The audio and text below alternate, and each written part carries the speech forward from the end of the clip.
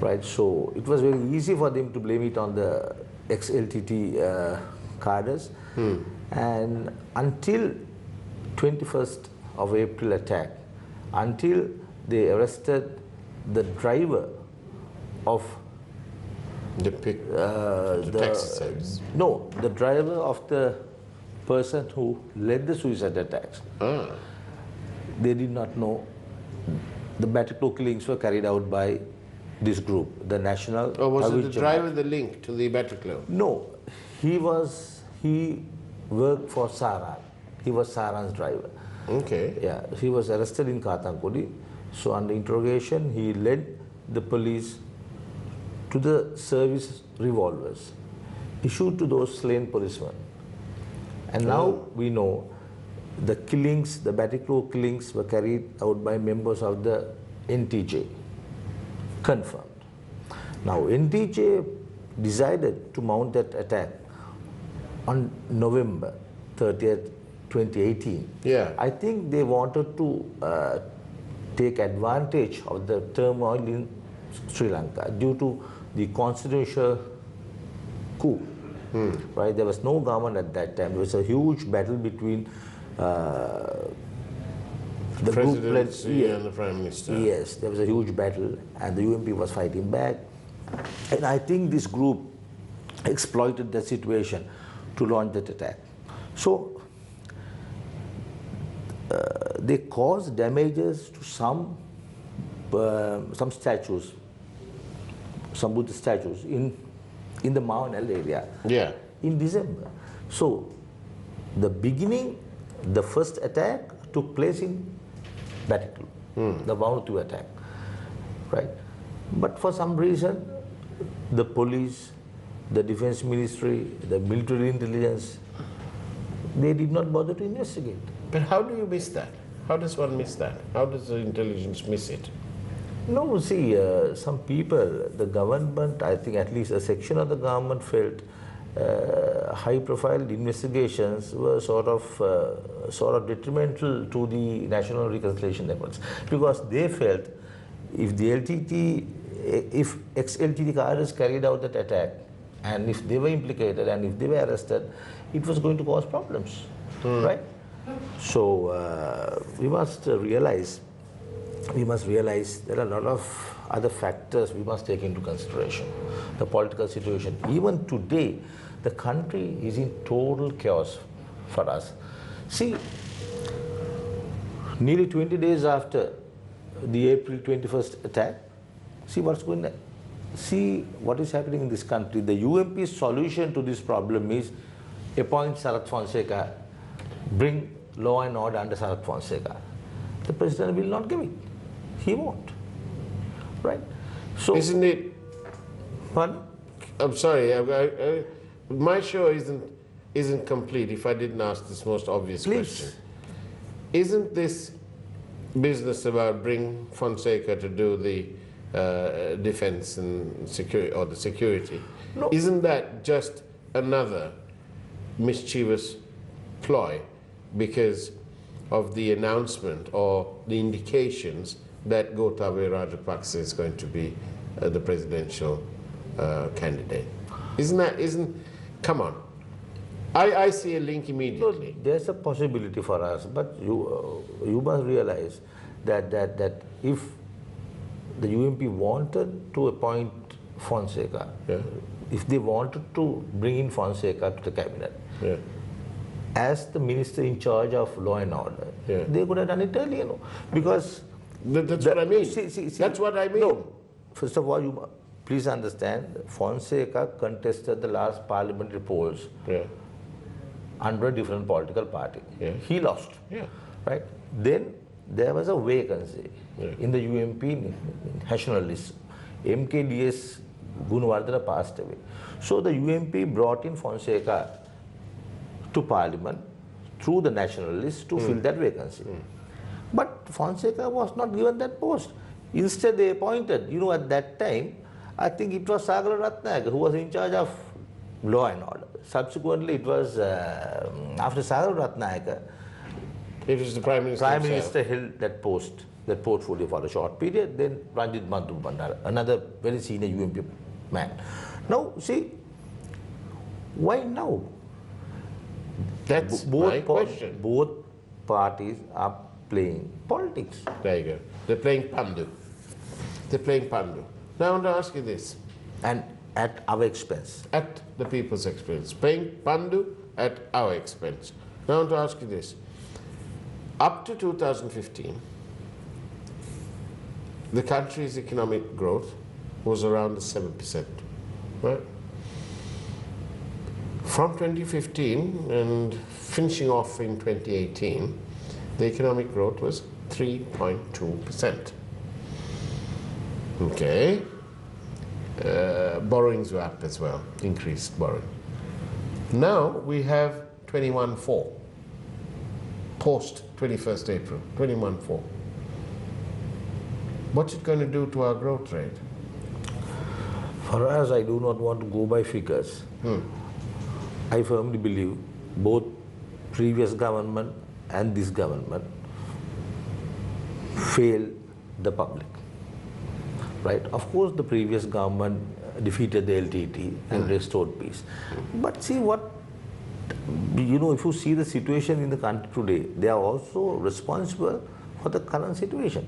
Now, don't forget, these extremist groups operated even at that time. Shamin, I'm going to ask you because see the allegations made against this lot, right? Now, Sumandiran, as the TNA spokesperson in Parliament, he alleged, he demanded a transparent inquiry into the conduct of Hizbullah, a person appointed by the President as the governor of the Eastern Province. Yeah. Then SP Disanayaka wants the government to probe Rishad Badruddin. He's member of the cabinet and a constituent of the UNF administration. Then Vijaya Dasa Rajapaksa want Hizbullah, Mujibur Rahman, Asad Salih and Rishad Badruddin investigated. Right? And Vijaya Dasa Rajapaksa also alleged that Rishad Badruddin received the backing of the former minister Basil Rajapaksa. Right? Yeah. A lot of allegations So against senior people. A lot of investigation. Yes, so they have to investigate all these matters, right? But I'm going to ask this question again because I'm going back to it. I've, over the years, read articles written by you, and you've become an authority sort of thing. You write with authority. And it appears from your writing that you certainly know those things, what you've written about. And therefore, didn't you have any inclination of any such problem coming along? Didn't any of your sources say, listen, Shamin the boss, I don't know, we've heard these things. Anything at all? no, I mean, especially after the Batticrow incident last year, last November. Did it raise your antenna a bit? Yes, we felt, we felt that there were other parties other than the ex-LTT operating in the East. And it was a very serious situation for us. And recently I saw SLMC leader Rauf Hakim admitting that they too were to a certain level responsible for this situation. Right, Rauf Hakim. And all Muslim politicians, I think, they must inquire into this situation, and they must also take responsibility. They must take responsibility because they simply cannot say they do not know now. When the central bank robbery took place, some ministers said that they were not aware. And also the allegations made by Muslim politicians against their own people. The allegations made by the UAP chairman Kabir Hashim. Now, he alleged that there had been very serious political interference subsequent to the investigations launched by the police to the Mavanal incident. And he alleged a very powerful person got 2 suspects released, and one of them carried out a suicide attack. Very serious allegation. Now, interestingly, President Sirisena contradicted Kabir Hashim. The media did not report this. Of course, the island did. President Sirisena very clearly said there was no basis for Kabir Hashim's allegations. So, we must realize that all the allegations made against politicians and political parties cannot be accepted unless they carry out investigations and who check best and verify. Pardon? And who best to carry out the investigations? I think they must set up a team comprising of the Criminal Investigation Department and various other branches. Because for us, we must realize you cannot compare the challenges we face during the LTT time With this? with this. Primarily why? See, for us, immediately after the attack, immediately, a section of the British media alleged that it was carried out by single Buddhist, right? And there were other media organizations in other parts of the world. It's very serious allegation, Faraz. And The very BBC, premature. Faraz, the BBC alleged, Yeah. right? And the BBC singular service also, presented this story in such a way, Very dangerous. very dangerous. And very wrong. Very wrong. And the British and our High Commission in London contradicted the BBC report and issued a statement. And, Oh, so they did some work then? and here we must also realize the interest shown by the Western powers.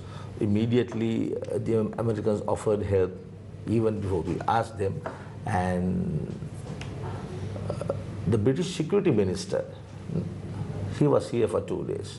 He visited Shangri-La and another place, and also to Kochikade Church, right? Where the British also pledged support. Now, have you ever heard of a British minister in charge of security visiting Sri Lanka during the LTT conflict immediately after a terrorist attack in Colombo? I can't really. Yes. The LTT operate from UK. And I'm sure you are fully aware of how the British government allowed the LTT to operate, right? Anton Balasingham, who advised Prabhakaran to carry out all these killings and abductions and murders, right? He received British citizenship, right? So there are other factors for us, other factors, and I think our government has allowed Western powers to make Sri Lanka part of their battle against the ISIS. Right? That's why the British minister, please remember for us, enhance Western military and Western intelligence services presence in Colombo can cause additional problem for us. Additional problems. Western intelligence presence in Colombo may attract further attacks, right? So, A few days ago, in the Daily Mirror, sorry to say that it wasn't in your paper, but what to do. In the Daily Mirror, I found something a little bit puzzling. On the upper half, front page, okay, was this little article that said that Prime Minister says that, Prime Minister Sri Lanka says that there's still a threat of attacks and so on in Sri Lanka. I then cast my mind back to a few days before that article, in which, a day before that article, in which the army commander and those intelligence people saying that the matter is contained and it's quite safe. So, forgive me, but I am confused. the entire country is for us. Now, at the onset of this program, you said, well, we are doing this recording. Now, who can guarantee by the time you telecast this, anything can happen within the next 4 days. Anything can happen in this country. You take a section of the media, print media today, it said normalcy restored. So our government leaders I say don't nothing think- to worry, but can we take a chance? How can we say normalcy is restored? when No, only that's what about- they say. When only That- about 30% of kiddies have turned up to school because mummies and daddies are not confident. Nobody is confident for us. No one knows what is happening in this country, right? Right. Take the situation very seriously.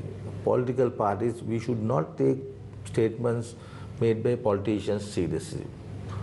Right. SLAP, UNP, JVP, TNA, don't take them seriously. I was at an event last week at the BMICH where the TNA spokesman, and perhaps the TNA's number 2, Sumandiran, he justified the April 21st attacks, right?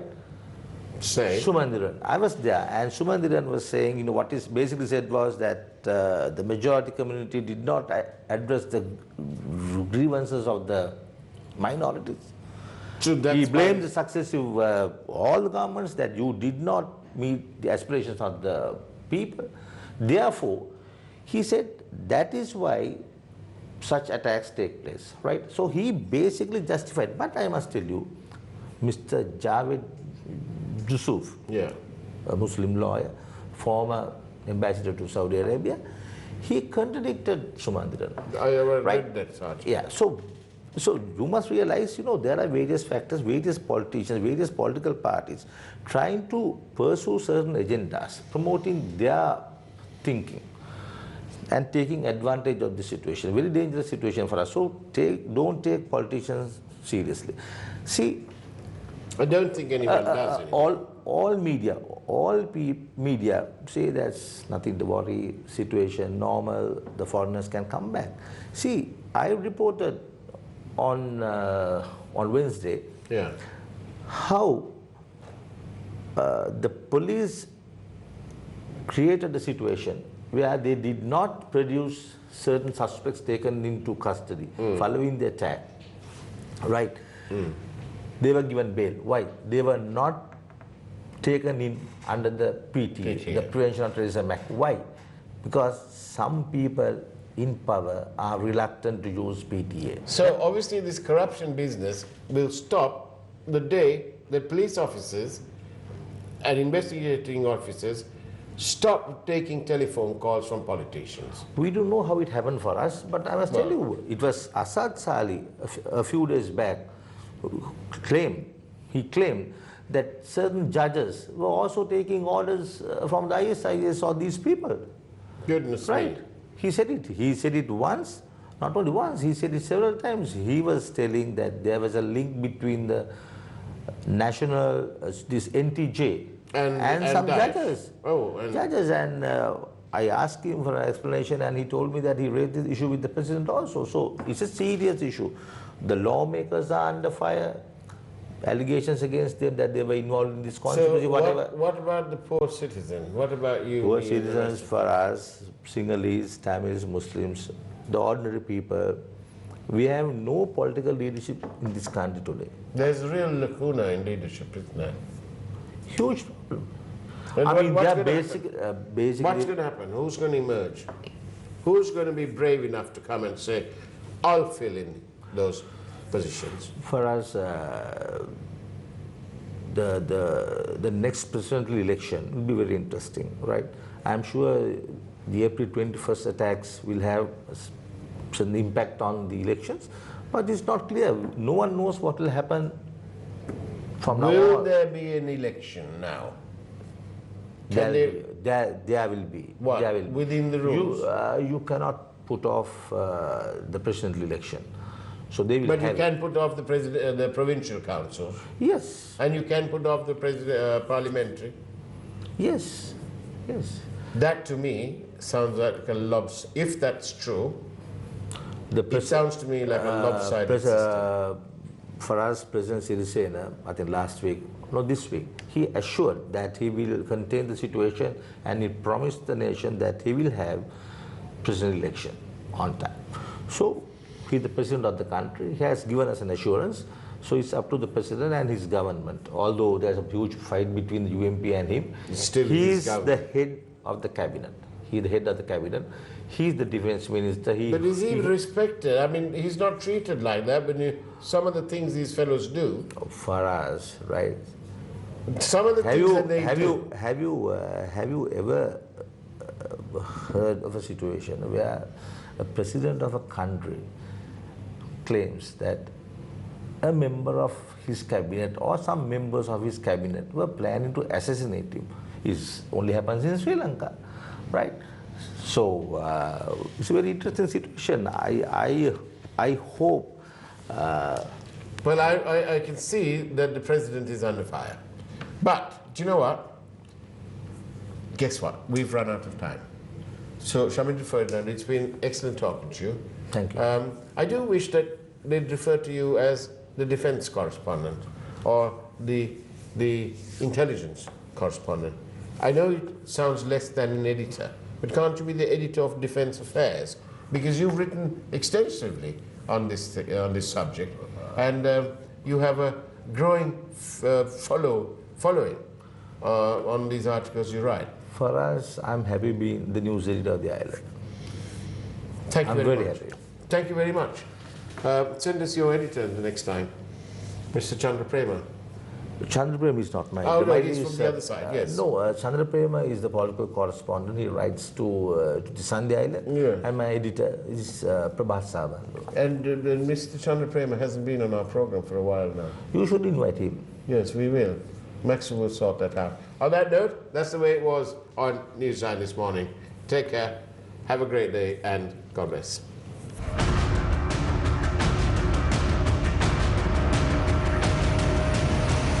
News First, NEWSLINE with Faraz, Shauketaly.